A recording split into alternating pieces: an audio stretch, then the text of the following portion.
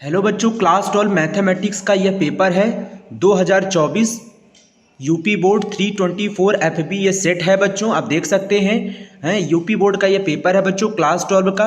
बच्चों हम यहाँ पर हर एक क्वेश्चन का सॉल्यूशन आपको दिखाएंगे, हर एक क्वेश्चन का सॉल्यूशन पूरा सॉल्व सहित है। ठीक है, आप अपने हर एक क्वेश्चन को सही से मिला लीजिएगा।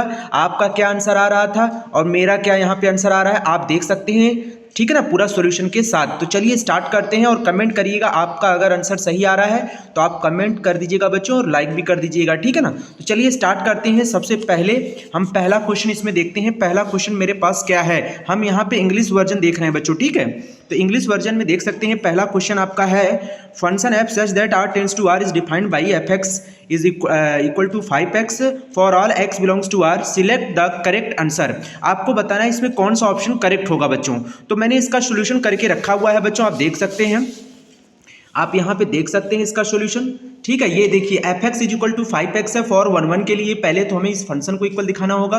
देन देख सकते हैं x1 और x2 दो वैल्यूज लेकर हमने इक्वल दिखाया, तो x1 is equal to x2 यानी x1 और x2 इक्वल आ गए तो फंक्शन हमारे क्या होंगे 1 हो जाएंगे बच्चों। देख सकते हैं सॉल्व सहित मैंने किया है। फिर ऑन टू के लिए बच्चों हम देख सकते हैं F X is equal to Y ले लिया जाएगा और एफ एक्स हमारा यहाँ पे है क्या बच्चों, आप देख सकते हैं वाई यानी 5x ही तो है। यहाँ पे आप लगा दीजिए, यहाँ से हम x की वैल्यू निकालेंगे बच्चों, है ना, y के टर्म में। तो आप देख सकते हैं यहाँ पे आपको साफ साफ लिखा हुआ है सवाल में कि जो ये डोमेन है वो भी रियल है और ये भी रियल है। तो इसका मतलब है कि रेंज भी रियल है, तो मतलब y जो है वो बच्चों रियल को बिलोंग करता है। तो रियल कोई भी नंबर आप लगाएंगे तो आप देख सकते हैं x भी एक रियल नंबर ही आएगा, x भी एक क्या आएगा, रियल नंबर आएगा। तो इसका मतलब है कि f इज कैसा हो गया, ऑन टू हो गया। तो आपका यहाँ पे तो 1 वाला कहीं है नहीं ऑप्शन में बच्चों, आप देख सकते हैं ऑप्शन में कहीं भी आपका 1 नहीं है ना, f इज नॉट 1 लिखा हुआ है जबकि ये 1 भी है। तो यहाँ पे ऑन टू का ही ऑप्शन एक रह गया है। तो क्वेश्चन नंबर फर्स्ट का पहला ऑप्शन करेक्ट हो जाएगा बच्चों,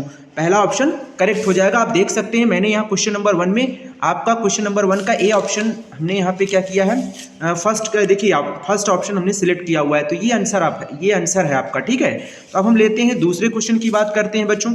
दूसरा क्वेश्चन हमारे पास आता है ऑर्डर बताने को। तो आप सीधा सीधा इसका ऑर्डर देख सकते हैं बच्चों, मैंने यहाँ पे ऑर्डर भी बताया हुआ है, आप देख सकते हैं। ये देखिए बच्चों, ये इसका ऑर्डर है, ये डिफरेंशियल इक्वेशन है बच्चों। ये इसका देखिए मैंने ऑर्डर निकाला और ऑप्शन थर्ड इसका क्या है, करेक्ट होगा बच्चों। ऑप्शन थर्ड इसका क्या होगा, करेक्ट होगा। यानी इस क्वेश्चन का जो ऑप्शन होगा बच्चों, इस क्वेश्चन का जो ऑप्शन होगा वो थर्ड ऑप्शन क्या होगा, करेक्ट होगा। आप देख सकते हैं साफ साफ। ठीक है, इसके बाद हम अगला क्वेश्चन देखते हैं बच्चों। The value of the integral will be, आपको 4 ऑप्शन बताना है कौन सा ऑप्शन करेक्ट होगा। इसको भी मैंने सॉल्व करके बताया है, विथ प्रूफ है, विथ प्रमाण है बच्चों, आप देख सकते हैं।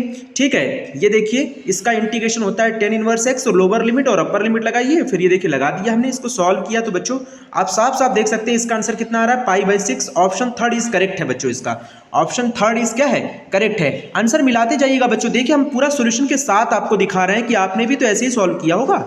ठीक है, बट इसमें सॉल्व करके तो दिखाना नहीं था, इसमें सिर्फ टिक करना था। अगला क्वेश्चन लेते हैं बच्चों। अगला क्वेश्चन आप देख सकते हैं द वैल्यू ऑफ एक्सप्रेशन क्या होगा, i.i j.j प्लस k.k क्या होगा, इसमें कौन सा आंसर करेक्ट होगा। इसको भी मैंने करके दिखाया है बच्चों, आप देख सकते हैं i.i 1, ये भी 1, ये भी 1 यानी 3 आ गया, यानी फोर्थ ऑप्शन इज करेक्ट है बच्चों। इसका फोर्थ ऑप्शन क्या है, करेक्ट है। अच्छा, इसके बाद हम अगला क्वेश्चन लेते हैं बच्चों। A and B are 2 invertible matrices of order n। तो बच्चों आप देख सकते हैं इसमें बताना है कौन सा ऑप्शन करेक्ट होगा। तो इसको भी हमने यहाँ पे बताया हुआ है, आप देख सकते हैं इसका ऑप्शन कौन सा होगा, ए बी का inverse is equal to B inverse A inverse होता है बच्चों। ये फर्स्ट ऑप्शन इज करेक्ट है, इसका फर्स्ट ऑप्शन क्या है बच्चों, करेक्ट है इसका। इसके बाद दूसरे क्वेश्चन की बात करते हैं बच्चों। हम पूरा एक एक सवाल सॉल्व करके आपको बताए हैं, यहाँ पे हर एक सवाल आपको लगा कर दिखाएंगे। ठीक है ना, और लगा हुआ है पूरा एकदम, आपको कहीं जाने की जरूरत नहीं है। दूसरे का देखिए, दूसरा क्वेश्चन इंग्लिश वर्जन में आइए बच्चों, आप देख सकते हैं। दूसरे का ए क्या कह रहा है, ए और बी दिया गया है, then find the number of relation from A to B. अब जिसको इसका फॉर्मूला नहीं आता है बच्चों वो इस सवाल को लगा ही नहीं सकता, अगर लगाया भी होगा तो गलत हो जाएगा। तो देख सकते हैं इस वाले क्वेश्चन के लिए, देखिए ये है क्वेश्चन नंबर 2 का, ए है ना, ए इज इक्वल टू दिया है, बी इज इक्वल टू दिया है सेट में, और कह रहा है इसमें नंबर ऑफ ए क्या होगा बच्चों। इसमें ए सेट में कितने एलिमेंट हैं, 3, इसमें 2 है। तो नंबर ऑफ रिलेशन के लिए एक फॉर्मूला होता है बच्चों, इसको m मान लिया जाता है, इसको n मान लिया जाता है। तो ये 2 to the power m into n हो जाएगा बच्चों। तो m और 3 और 2 का इंटू करेंगे तो 2 टू द पावर 6 आएगा, आंसर आएगा 64। अब 64 तो इसका आंसर है बच्चों, अब ये समझ सकते हैं क्योंकि ऑप्शन तो है नहीं तो आंसर यही होगा 64। तो ध्यान रखिएगा इसका आंसर 64 है। तो जिन बच्चों का 64 आ रहा है वो बिल्कुल सही है। फिर आइए दूसरे के बी पे हम बात करते हैं। 2 coins are toss together, find the probability of getting both tales.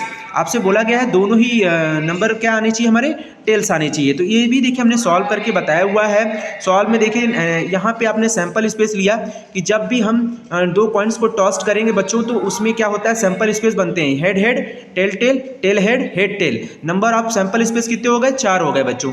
Event हमारा क्या होना चाहिए, इवेंट ई जो होता है वो गेटिंग बोथ टेल्स होना चाहिए बच्चों। अब टेल्स होने की घटना तो इसमें केवल एक ही बार आई है बच्चों, टेल टेल, है ना।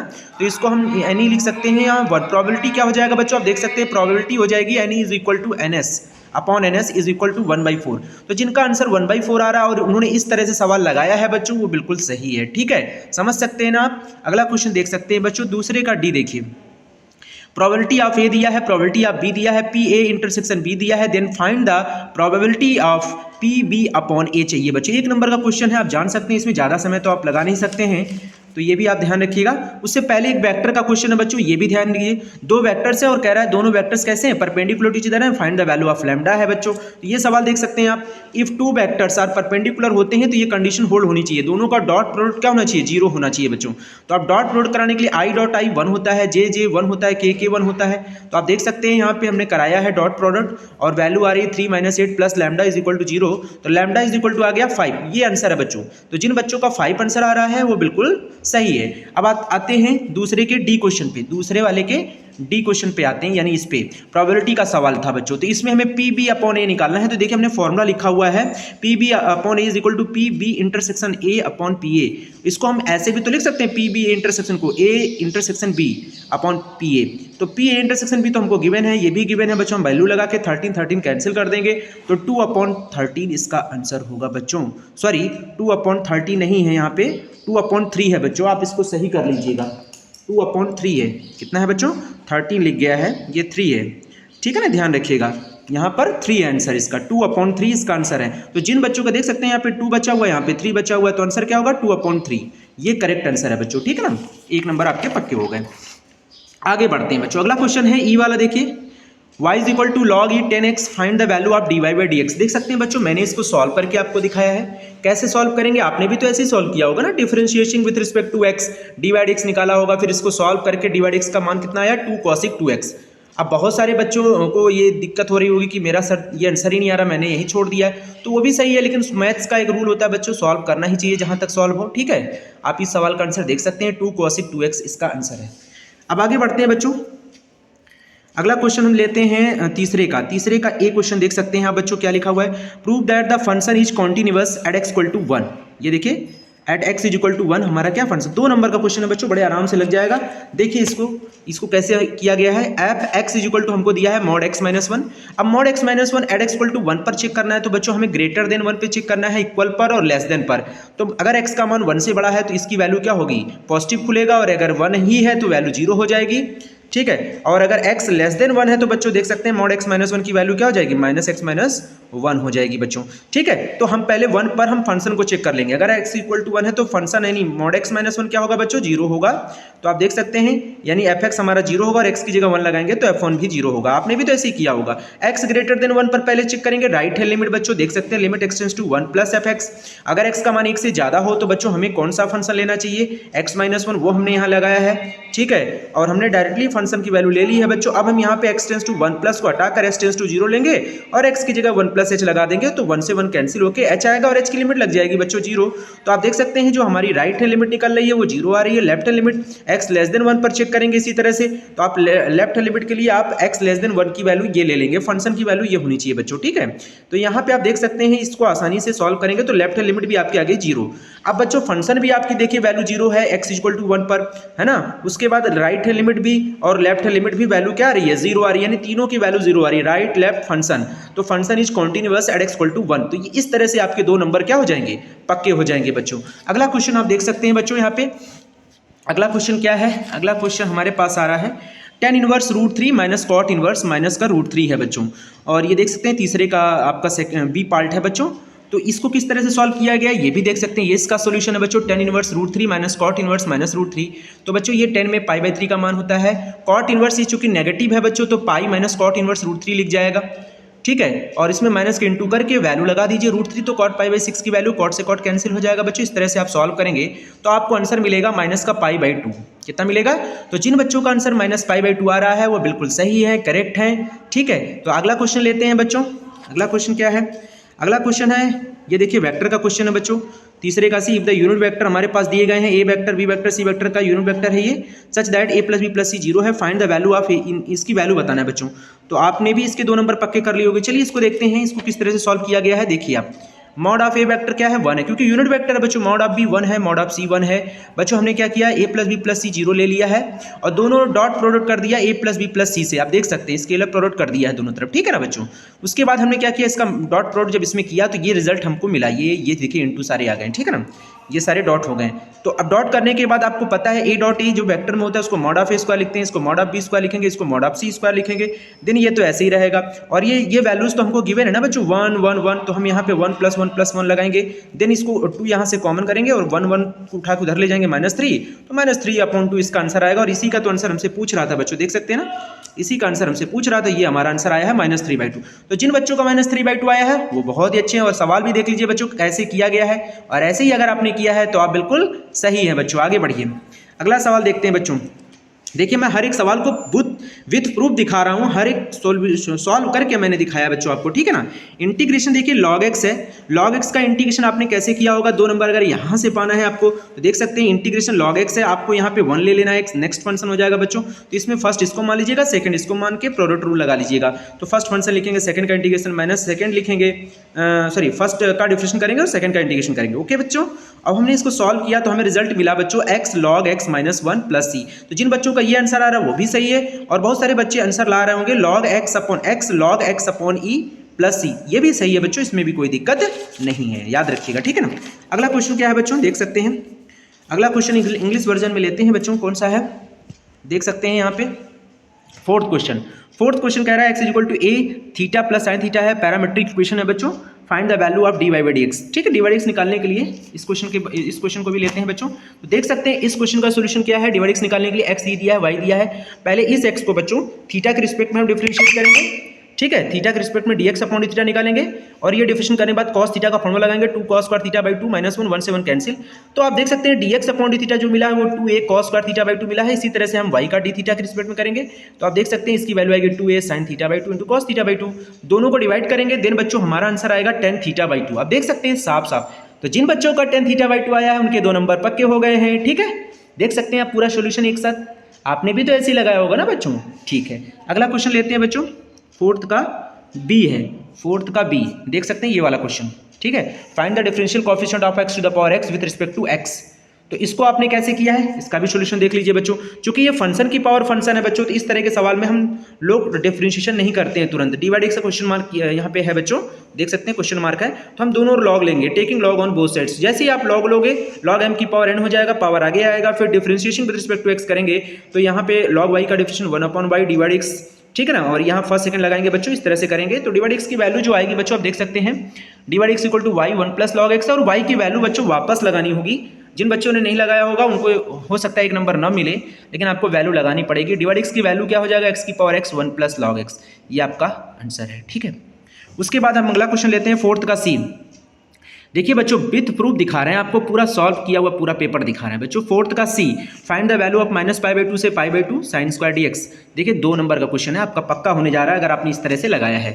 तो देख सकते हैं लेट I = मान लीजिए -π/2 से π/2 sin स्क्वायर x dx। अब पहले तो बच्चों ये -a to a ये प्रॉपर्टी पे चला जाता है, ऑड इवन की प्रॉपर्टी होती है बच्चों। तो हम पहले इसको हम fx मानेंगे और यहाँ देख सकते हैं fx sin स्क्वायर x है, x की जगह -x लगाएंगे। देन अगर f -x रखने पर वैल्यू वापस fx आ जाता है तो फंक्शन हमारा इवन हो जाता है। इवन फंक्शन के लिए हमारा रूल होता है बच्चों कि -a to a fx dx है तो 2 times of 0 to a fx dx होगा, कब, जब फंक्शन इवन होगा। तो यहाँ फंक्शन क्या है, इवन है। तो इस जो इंटीग्रेशन हमारे पास है बच्चों ये इवन फंक्शन है, तो 2 आगे लगाएंगे, 0 to π/2 लिमिट लगाएंगे, sin square x D x लिखेंगे। sin स्क्वायर एक्स का इंटीग्रेशन होता नहीं है, इसको 1 माइनस कॉस 2x/2 लिख लेंगे बच्चों, और ये 2 से 2 कैंसिल हो जाएगा, और उसके बाद हम इंटीग्रेशन करेंगे और 0 to π/2 यानी लोअर लिमिट और अपर लिमिट हम यहाँ पे लगाएंगे, तो आंसर आएगा π/2। तो जिन बच्चों का π/2 आया है वो बिल्कुल सही है बच्चों, ठीक है। इस तरह से आपको ये सवाल लगाना है और ये 2 नंबर आपके पक्के हो गए। अगला सवाल लेते हैं बच्चों, फोर्थ का डी है, prove that the function f x equal to mod x is not differentiable at x equal to 0। 2 number question है बच्चों। आप देख सकते हैं अगर मॉड एक्स का सवाल है तो बच्चों हमारी यहाँ 3 कंडीशन है 0 पर चेक करने के लिए, x greater than 0, x less than 0, x is equal to 0। तो अगर एक्स का मान 0 से बड़ा है तो फंक्शन में मॉड एक्स का मान एक्स आएगा, फिर ये नेगेटिव एक्स आएगा, फिर आपको ये 0 आएगा। तो 3 पर चेक करने के लिए पहले हमें डिफरेंशिएबल दिखाने के लिए राइट हैंड डेरिवेटिव और लेफ्ट हैंड डेरिवेटिव दिखाना है बच्चों। देखिए राइट हैंड डेरिवेटिव का फॉर्मूला होता है बच्चों, limit h tends to 0 f x plus h minus f x upon h. अब चूंकि यहाँ एक्स जो है 0 है तो 0 प्लस एच लगाएंगे, तो बच्चों एक्स का मान अगर 0 से ज़्यादा है तो आप देख सकते हैं 0 से ज़्यादा है तो फंक्शन हमारा एक्स होगा, लेकिन फंक्शन में 0 प्लस एच लगा देना है तो बच्चों एक्स की जगह 0 प्लस एच लगा देंगे। तो आप देख सकते हैं, और f0 में एक्स की वैल्यू 0 है तो 0 ही है ना फंक्शन, यहाँ 0 लगाएंगे तो h अपॉन एच कट जाएगा। अब लिमिट लगाने की जरूरत नहीं है, वैल्यू 1 आ गई। तो जिन बच्चों का राइट हैंड डेरिवेटिव 1 है वो बिल्कुल सही है। लेफ्ट हैंड डेरिवेटिव भी बच्चों इसी तरह से लगाना है आपको, देख सकते हैं आप साफ साफ ये फॉर्मूला होता है, यहाँ पे माइनस एच होता है, यहाँ एक्स माइनस एच होता है बच्चों। तो जिन बच्चों ने इस तरह से सवाल लगाया है और इसका रिजल्ट आ रहा है -1, क्या आ रहा है -1 आ रहा है बच्चों, तो right hand derivative is not equal to left hand derivative at x equal to 0, तो function is not differentiable at x equal to 0, hence ये प्रूव हो गया बच्चों, क्योंकि हमको प्रूव करना था। तो समझ में आ गया ना बच्चों। अगला क्वेश्चन लेते हैं बच्चों, अगला क्वेश्चन लेते हैं इंग्लिश वर्जन में, हम देख सकते हैं बच्चों 5th नंबर क्वेश्चन क्या कह रहा है, do all the parts prove that for 2 vectors A vector and B vector will always mod of A vector B vector less than और equal to mod of A vector mod of B vector. देख सकते हैं ये कितने number question है, 5 number का question है बच्चों, बड़े ही आसानी से लगाया जा सकता है। देख सकते हैं मैंने मान लिया कि लेट सपोज कर लिया बच्चों कि जो ए वेक्टर है वो कभी 0 नहीं हो सकता, बी वेक्टर कभी 0 नहीं हो सकता, तो फॉर्मूला डायरेक्ट लगा दीजिए, ए डॉट बी और क्या होता है mod of A mod of B cos theta होता है, दोनों और मॉड ले लीजिए बच्चों। आप कहेंगे मॉड क्यों ले रहा है बच्चों, देखिए मॉड में ये वैल्यू आ रही है तो हमें मॉड लेना पड़ेगा, इसमें मॉड ले लेंगे तो इस पर मॉड बड़ा सा लग जाएगा इधर दोनों तरफ, मॉड ए वेक्टर का मॉड लेंगे तो कोई फायदा नहीं है, ये भी वही रहेगा, कॉस थीटा पे मॉड लग जाएगा बच्चों, cos theta mod cos theta is equal to निकालेंगे तो ये दोनों वैल्यू जो है इसके अपॉन में आ जाएगा बच्चों। आप देख सकते हैं वी नो दैट, हमारा एक रूल होता है बच्चों कि मॉड ऑफ कॉस थीटा की जो वैल्यू होती है हमेशा 0 से बड़ा होता है और 1 से छोटा और 1 के इक्वल हो सकता है बच्चों। तो यानी 0 से बड़ा तो हमें मतलब 0 घटा दीजिए तो मॉड कॉस थीटा की वैल्यू जो है ना वो यहाँ लग जाएगा आके बच्चों, ये देखिए, और लेस देन और इक्वल टू 1 हो जाएगा बच्चों, लेस देन और इक्वल टू 1 हो जाएगा, और mod of A mod of B से बोथ साइड्स मल्टीप्लाई करेंगे तो बच्चों ये कट जाएगा और इधर मॉड ऑफ ए और मॉड ऑफ बी लिख जाएगा। देख सकते हैं आप आंसर, देख सकते हैं हैंड्स प्रूव्ड, ये है आपका आंसर बच्चों, ठीक है। अब हम अगले क्वेश्चन की बात करते हैं, 5th का बी क्वेश्चन, ठीक है बच्चों। और ये मैंने जितने भी सवाल इसमें आए हैं बच्चों ये मेरे बताए हुए वीडियो में जो है ना उसमें से ही सारे सवाल आ गए हैं, ज़्यादातर सवाल उसी से मिल गए हैं हमको, ठीक है ना। तो 5th का बी आप देख सकते हैं बच्चों, 5th का बी ये 5 नंबर क्वेश्चन है, बड़े ही आराम से लगा सकते हैं, आप देख सकते हैं इसका भी सोल्यूशन है। लेट ये हमने डेल्टा मान लिया है इस डिटर्मिनेंट को, ठीक है, और 1 प्लस ए सब लिखा हुआ है, हमने डिवाइडिंग ईच रो कर दिया है, means R1 upon A, R2 upon B, R3 upon C. बच्चों अगर हम किसी रो में डिवाइड कर रहे हैं किसी भी एलिमेंट से तो उतना ही हमको मल्टीप्लाई भी करना पड़ता है, तो हमने अगर हर एक रो में ए से डिवाइड किया, फिर बी से, फिर सी से, तो हमने क्या किया एंड मल्टीप्लाइंग भी तो कर दिया ए बी सी से। तो देख सकते हैं ए से इसमें डिवाइड करेंगे इस रो में, बी से इसमें, सी से इसमें, तो हम क्या करेंगे यहाँ पे डिवाइड करने के बाद कुछ ऐसा हो जाएगा बच्चों, देख सकते हैं आप। फिर हमने क्या किया, तीनों रो को जोड़ दिया, जोड़कर हमने R1 पर लिख दिया, R1 मतलब ये 1 2 3 है को जोड़कर यहाँ लिख दिया बच्चों, ये देख सकते हैं आप, ठीक है। इसके बाद ये चीज़ कॉमन हो गई बच्चों, बाहर आ गई। फिर उसके बाद हमने 0 बनाने की कोशिश की बच्चों, तो C1 में C2 को माइनस करिए, C1 पर लिखिए, C2 को C3 माइनस करिए, C2 पर लिखिए, ये देखिए इसको इससे माइनस करके यहाँ पे लिखिए, इसको इसमें यहाँ लिखिए, वैल्यू देख सकते हैं 2 0 आ गया है तो आप डायरेक्टली 1 ले सकते हैं, अगर 1 लेंगे तो ये छूटेगा, इसका इसमें टू बीच में माइनस लगेगा, तो आपका आंसर आ गया हैंड्स प्रूफ। तो जिन बच्चों ने ऐसे लगाया ना बच्चों बहुत ज़बरदस्त, अगर आपने ऐसे लगाया ना तो बहुत ज़बरदस्त सवाल लगाया है, आपको पूरे 5 नंबर मिलेंगे बच्चों, ठीक है। इसके बाद अगला क्वेश्चन देख सकते हैं 5th का सी। ऐसा यूट्यूब पे आपको नहीं मिलेगा बच्चों कि हर एक क्वेश्चन का सॉल्यूशन आपको पूरा कर करके दिखाया गया, बस लोगों ने थोड़ा बहुत दिखा दिया, आंसर कर दिया, हो गया। लेकिन यहाँ पे देखिए आप विद प्रूफ हम आपका आंसर मिला रहे हैं, पूरा एक एक क्वेश्चन का किस तरह से सॉल्यूशन होगा बच्चों। फिर आइए 5th का सी में आइए, तो आप देख सकते हैं ये डिफरेंशियल इक्वेशन क्वेश्चन है बच्चों, tan inverse y minus x d y is equal to 1 plus y square d y. 5 number इसमें भी पक्के हो जाएंगे अगर आपने ऐसे क्वेश्चन लगाया है तो। देख सकते हैं बच्चों tan inverse y minus x d y 1 plus y square d x. बच्चों हमें इसमें करना क्या है, dx के नीचे dy को डालना है और 1 प्लस वाई स्क्वायर जो है ना बच्चों वो यहीं पर बना रहेगा, देख सकते हैं ना 1 प्लस वाई, ये इसके नीचे लाइए अब उसके बाद ये चीज़ अकेला बच जाएगा बच्चों। अब हमें x को इधर लाना है, x को इधर लाएंगे, ये इधर हो गया। अब ये फॉर्म देखिए, अब हमने करना क्या है, 1 + y² से बोथ साइड्स डिवाइड कर देना है। यहाँ पे भी डिवाइड करना है, यहाँ पे भी, यहाँ पे भी। ये देखिए डिवाइड कर दिया, तो डिवाइड किया तो ये इस तरह का लीनियर डिफरेंशियल इक्वेशन का फॉर्म बन गया, dx/dy + px = q, where p and q function of y होंगे बच्चों, ठीक है ना। तो p की वैल्यू हम कंपेरिजन करेंगे तो 1/1 + y² है, q हमारा tan इनवर्स पूरा ये वैल्यू ही है, ठीक है ना। देख सकते हैं इंटीग्रेटिंग फैक्टर निकालेंगे, e⁻∫ p dy लगाएंगे और p की वैल्यू जो है बच्चों आप देख सकते हैं, साफ साफ देख सकते हैं p की वैल्यू क्या है, ये है। आप यहाँ पे लगा देंगे 1 + y² 1/, ये tan इनवर्स y का फॉर्मूला है। सॉल्यूशन क्या हो जाएगा बच्चों, फॉर्मूला याद रखना पड़ेगा, x into integrating factor is equal to, बहुत सारे बच्चों ने तो यही गलती कर दी होगी, यहाँ पे गलती नहीं होनी चाहिए बच्चों, q into integrating factor dy + c। अब यहाँ पे इंटीग्रेटिंग फैक्टर तो आप निकाल चुके हो, ये उठा के यहाँ पे लगा दीजिए, फिर उसके बाद इंटीग्रेटिंग फैक्टर आपका फिर से वही है, यहाँ पे लगा दीजिए, dy और प्लस c कर दीजिए। बच्चों अब हमें क्या करना है, tan इनवर्स y को t मान लेना है, तो आप डिफरेंशिएट करेंगे तो dy/1 + y dt हो जाएगा। तो ये और ये वैल्यू तो हट जाएगी dt से, और इसको तो t मान रखा है, तो t⁻t dt + c हो जाएगा। अब इसमें प्रोडक्ट रूल लगा दीजिए, फर्स्ट सेकंड मान के इसको इंटीग्रेट कर लीजिएगा बच्चों। तो फर्स्ट लिखा है सेकंड का इंटीग्रेशन माइनस फर्स्ट का डिविजन, सेकंड का इंटीग्रेशन dt + c। तो इसमें t की वैल्यू वापस लगा देंगे बच्चों हम लोग, t की वैल्यू क्या है, tan इनवर्स y है, जहां जहां t है वहां वहां लगा देंगे, फिर e⁻tan इनवर्स y से बोथ साइड्स डिवाइड कर देंगे बच्चों। तो डिवाइड करने पर ये आपका आंसर होगा। तो जिन बच्चों का x = tan inverse y - 1 + c e⁻tan inverse y आ रहा होगा ना बच्चों, वो मस्त रहे, बिल्कुल यही आंसर है, इसका करेक्ट आंसर बिल्कुल यही है बच्चों, ध्यान रखिएगा। अगला क्वेश्चन देखिए बच्चों, फिफ्थ का सी देखिए, फिफ्थ का सी बच्चों ये गलत क्वेश्चन है, क्योंकि यहाँ पे y नहीं होता है, यहाँ पे y नहीं है, यहाँ पे cos y होना चाहिए बच्चों। थोड़ी मिस्टेक हो गई है, तो अब क्या करेंगे, आपको इसमें नंबर मिलने वाले हैं, इसमें पूरे 5 नंबर आप सभी को मिलने वाले हैं, कोई दिक्कत नहीं है, ठीक। आप देख सकते हैं इस क्वेश्चन में, सॉल्यूशन में यही यहाँ पे y की जगह cos y होना चाहिए था, जो नहीं है, इसलिए इस क्वेश्चन को हमने हटा दिया है। अगला क्वेश्चन देख सकते हैं बच्चों, इंग्लिश वर्जन में 6 का भी देखिए, minimization z = under the following construction 2x + y > 3, x + 2y > 6, x > 0, y > 0। मतलब लीनियर प्रोग्रामिंग का सवाल है बच्चों, रैखिक प्रोग्रामिंग का सवाल है। आप इसको किस तरह से लगाए होंगे ये समझिए, ठीक है ना बच्चों। देखिए आप इसका सवाल का आंसर देखिए बच्चों, किस तरह से इसको सॉल्व किया गया है। मिनिमाइजेशन है, ये हमारी इनइक्वालिटीज़ दिए गए हैं बच्चों, the given inequalities convert into the equalities. आपने अगर ऐसे लगाया ना बच्चों, बहुत अच्छा लगाया, सारी इक्वालिटीज में कन्वर्ट किया, फिर इनके लिए हमने क्या बनाया, टेबल बना लिया इसके लिए, और इस इक्वेशन के लिए टेबल बनाया।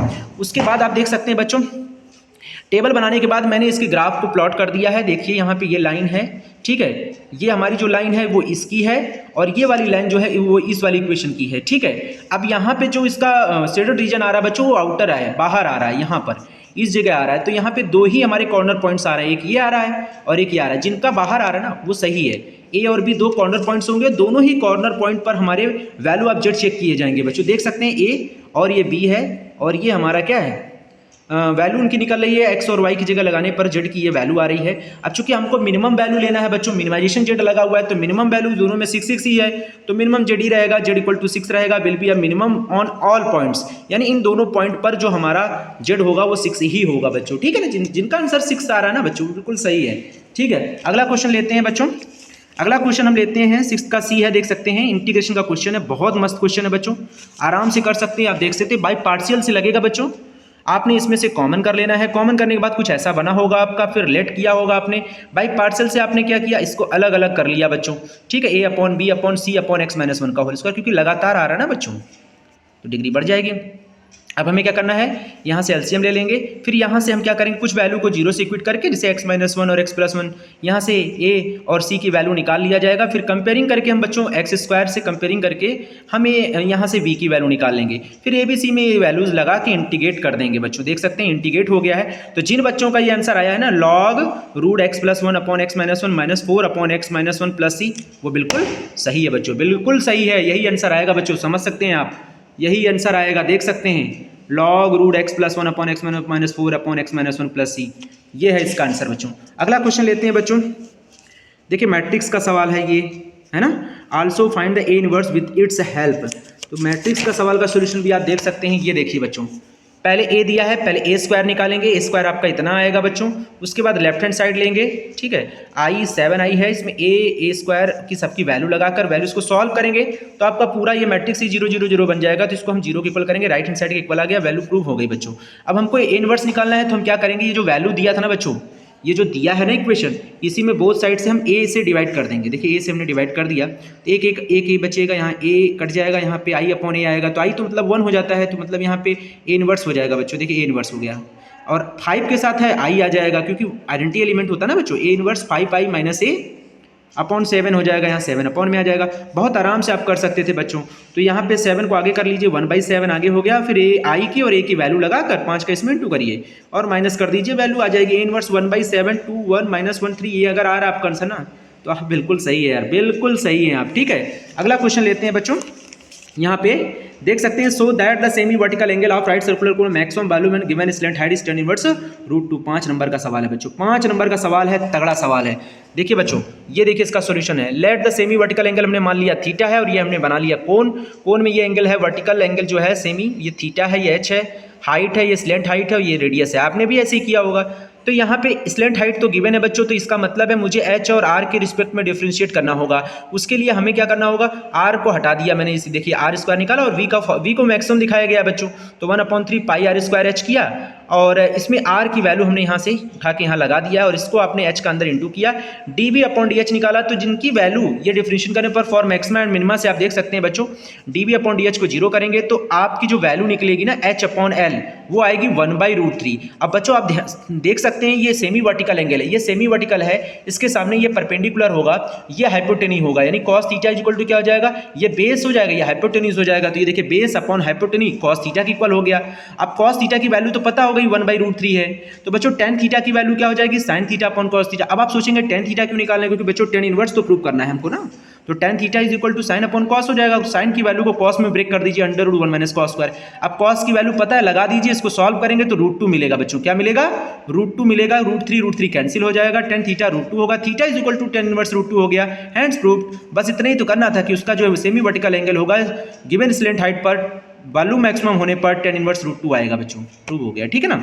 अगला क्वेश्चन देखिए बच्चों, 7th नंबर क्वेश्चन है। 7th नंबर क्वेश्चन देखिए, do any part of the following. Shorter distance निकालना है बच्चों, इस लाइन का 2 लाइन्स दिए गए, उनका शॉर्टर डिस्टेंस निकालना है। 8 नंबर का सवाल है बच्चों। देखिए हमने आराम से यहाँ पे निकाला हुआ है A1 और A2। अब आप कहेंगे A1 A2 कहाँ से आ गया, B1 B2 कहाँ से आ गया, तो बच्चों ये जो लाइन में लिखा हुआ है, ये जो पॉइंट ये जो है वो, ये x minus x1 upon A1, y minus y1 upon B1, और ये z minus z1 upon C1, इसी से कंपैरिजन हो जाता है बच्चों।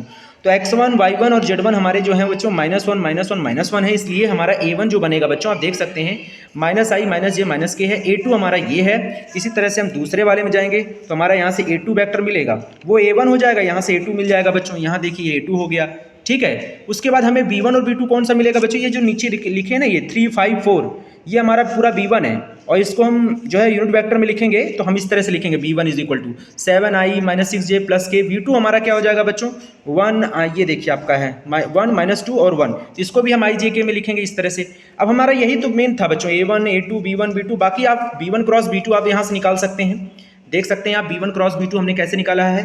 आपका भी इतना ही आया होगा 2√29, सॉरी ये निकला होगा आपका B1 क्रॉस B2, और mod of B1 cross B2 आपका ये निकला होगा।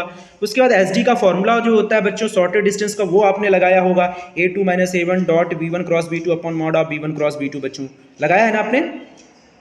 इसके बाद आपने क्या किया बच्चों, इसके बाद आपने वैल्यू लगा दी, उसको सॉल्व कर लिया। A2 - A1 आपने कर लिया, इसको इससे घटा लीजिएगा बच्चों तो आपको डायरेक्ट ये मिलेगा, फिर उससे डॉट करेंगे तो आपको ये मिलेगा।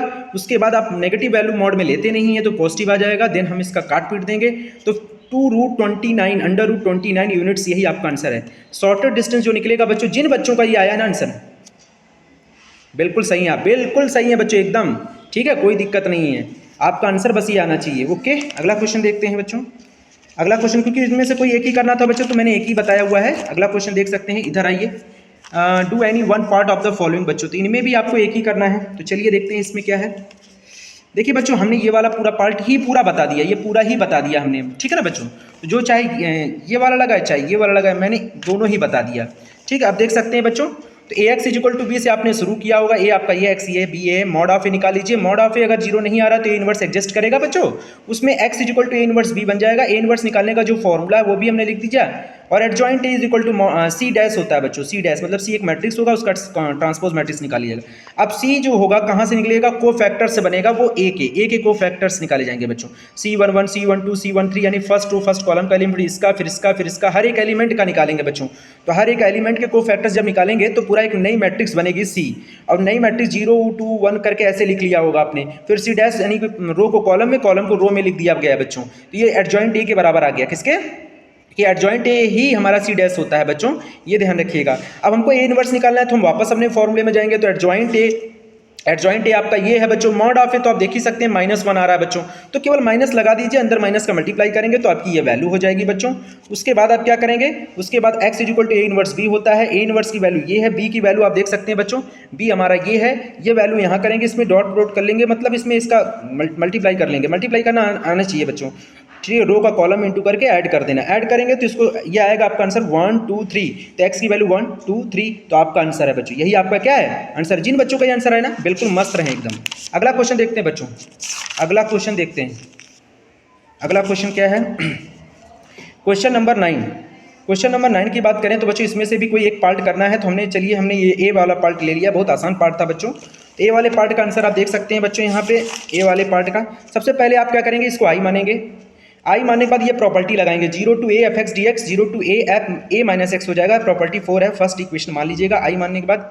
इसके बाद बच्चों आप क्या करेंगे, इसके बाद आप क्या करेंगे बच्चों, आई वाला के बाद हमने प्रॉपर्टी जब लगा दी तो हम इसको सॉल्व करेंगे। ये सेकंड इक्वेशन फर्स्ट इक्वेशन को आपने ऐड कर दिया, ऐड करने के बाद आप देख सकते हैं बच्चों ये वैल्यू कट गई आपकी, ये आ गई। अब इसमें हमने लेट कर लिया cos x को t बच्चों मानेंगे तभी तो sin x आएगा माइनस का, और माइनस इधर कर दीजिएगा, लिमिट भी चेंज कर दीजिए बच्चों, x की लोअर लिमिट और x की अपर लिमिट, ये देखिए 0 to पाई है, अब 1 से -1 हो जाएगी, देख सकते हैं ये 1 है ये -1 है, तो अब लोअर लिमिट यहाँ होना चाहिए, अपर लिमिट यहाँ होना चाहिए, तो हमने इसको इंटरचेंज कर लिया इस प्रॉपर्टी से बच्चों, ठीक है, a to b f x dx है तो -b to a हो जाएगा बच्चों, है ना। ये ध्यान रखिए मैंने प्रॉपर्टी भी मेंशन किया हुआ है, बहुत अच्छी बात है बच्चों, tan इनवर्स t अगर आपने मेंशन किया है तो ये देखिए tan इनवर्स t हो गया, इसका इंटीग्रेशन हो गया ना tan इनवर्स t, और tan इनवर्स t लिखने के बाद बच्चों इसमें अपर लिमिट और लोअर लिमिट लगा दीजिए बच्चों, आप देख सकते हैं। इसको सॉल्व करेंगे तो 2 पाई स्क्वायर बाई 4 आएगा, ये 2 से 2 ये बच्चों कट जाएगा, i is equal to pi square by 4, ये आपका आंसर है। फाइनली आपने सारे क्वेश्चन बड़े ही अच्छे से लगाए होंगे बच्चों। अच्छा हमें कमेंट करके आप जरूर ये बताइएगा बच्चों कि कितने बच्चे ऐसे हैं जिनके 100 में 100 नंबर आ रहे हैं, ठीक है ना बच्चों, कमेंट करेंगे ना बच्चों, कमेंट करिएगा, ठीक है ना बच्चों। Thank you very much.